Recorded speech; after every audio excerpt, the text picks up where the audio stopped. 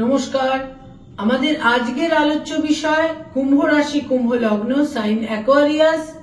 তাদের দ্বাদশে মঙ্গল তুঙ্গ গৃহে সঞ্চার করে তাদের কিভাবে প্রভাবিত করবে।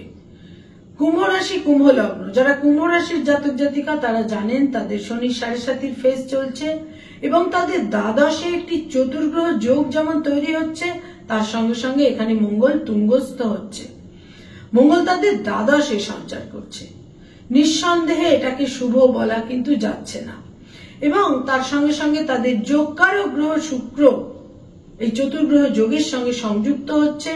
তাদের সপ্তমের অধিপতি এবং তার সঙ্গে সঙ্গে তাদের পঞ্চমের অধিপতি বুধও কিন্তু এই যোগের সঙ্গে সংযুক্ত হচ্ছে।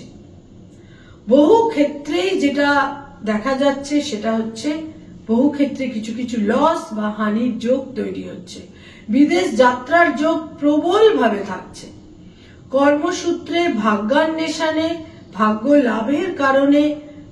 লাভের কারণে এবং কর্মসূত্রে বিদেশ যাওয়ার যোগ প্রবল ভাবে তাদের জন্য কিন্তু থাকছে।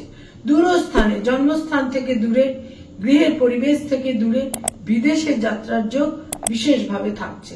সন্তানের দূর যাত্রার যোগ থাকছে এবং পরিবারের পরিজনের কারোর হসপিটালাইজেশন, সেখান থেকে কিছু ব্যয়ভাব অত্যন্ত কিন্তু প্রবল হচ্ছে।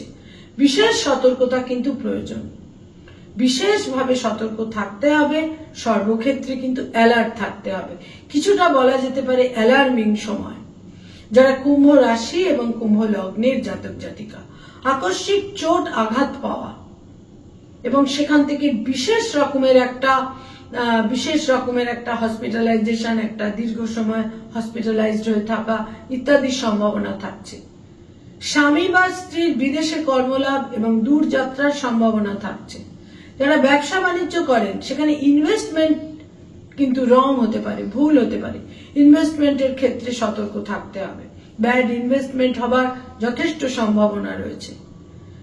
যারা স্পেকুলেশন ওরিয়েন্টেড কাজকর্ম করেন এই সময়কালে সেটা সম্পূর্ণরূপে সেটাকে কিন্তু স্তব্ধ রাখাই প্রয়োজন।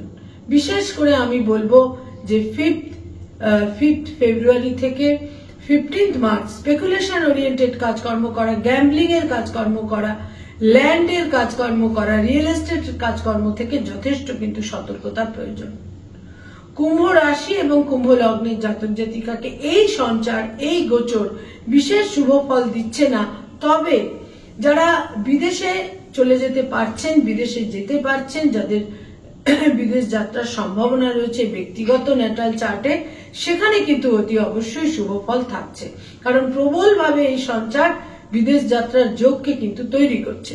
কর্মসূত্রে বা ভাগ্যান্বেষণের ক্ষেত্রে যারা দূরে, বিদেশে, জন্মস্থান থেকে দূরে যেতে পারবেন তারা কিন্তু এই সমস্ত ক্ষেত্রে বিশেষ শুভ ফল পাবেন। সন্তানের সঙ্গে মনোমালিন্য, মতভেদ তৈরি হওয়া এবং সন্তানের বিদেশ যাত্রার সম্ভাবনা কিন্তু থাকছে।